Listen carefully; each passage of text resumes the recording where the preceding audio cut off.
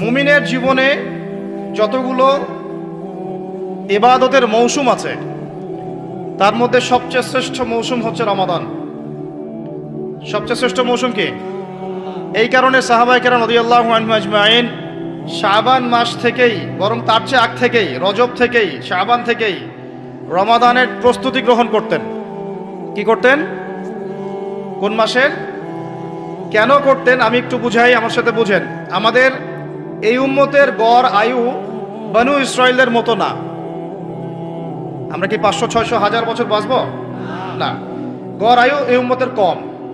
এই কারণে আল্লাহ রাব্বুল আলামিন আমাদেরকে এই ইবাদত করার জন্যে অল্প সময়ে অল্প ইবাদতে যেন আমরা বেশি বেশি নেকি পাই, ফজিলত অর্জন করতে পারি, এই কারণে আল্লাহ রাব্বুল আলামিন আমাদেরকে কিছু মৌসুম দিয়েছেন, ইবাদতের কি মৌসুম। আর আল্লাহ পাক আমাদেরকে পাঠিয়েছেনই পৃথিবীতে তার ইবাদত করার জন্য। যেমন আল্লাহ পাক কি বলেছেন সূরা যারিয়াতের 56 নম্বর আয়াতে আল্লাহ পাক বলেছেন যে ওয়ামা খালাকতুল জিন্না ওয়াল ইনসা ইল্লা লিয়াবুদুন, আমি জিন জাতি আর মানব জাতিকে শুধুমাত্র আমার ইবাদত করার জন্যই সৃষ্টি করেছি। তাই না? আমাদের দুনিয়াতে আসার অন্য কোনো কারণ আছে? না। এখন আল্লাহ পাকের ইবাদত কি সবাই সমান করতে পারবে? উত্তর হচ্ছে না। আল্লাহ পাক বলছেন সূরা মুলকের মধ্যে গিয়ে বলছেন 2 নম্বর আয়াতে আল্লাযী খালাকাল মাউতা ওয়াল হায়াতা লিয়াবলুয়াকুম আইয়ুকুম আহসানু আমালা। আমরা সবাই এটা তো পড়ি। রাতের বেলা সূরা মুলক পড়েন, কে কে হাত তোলেন? মাশাআল্লাহ, হাত নামান। ফজিলত, রাতের বেলা সূরা মুলক পড়ে ঘুমালে ইনশাআল্লাহ এই চর্চা, এই অভ্যাস, এই সুন্নতের উপর আমল করতে থাকলে আল্লাহ চান তো এই আমলের ওসিলায় আল্লাহ পাক তাকে কবরের আযাব থেকে মুক্ত রাখবেন ইনশাআল্লাহ।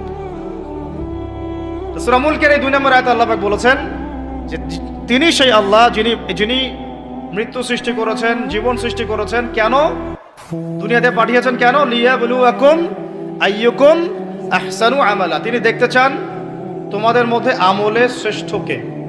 কি দেখতে চান?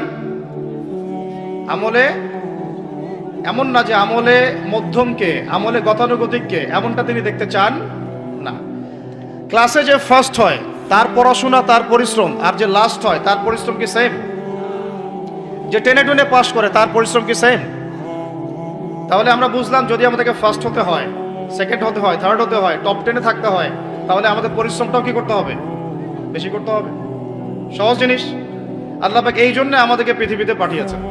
আল্লাহ পাক দেখতে চান না কে জুমার নামাজ পড়ে, কে শুধু ঈদের নামাজ পড়ে, কে শুধু নামাজও পড়ে আবার সুদও খায়, ঠিক আছে, কে আবার নামাজও পড়ে আবার মাদকও খায়, কে এদিকে ইসলামের জন্য মাহফিলের মধ্যে পরিশ্রম করতেছে আবার ওইদিকে মেয়ের সাথে জেনাও করে।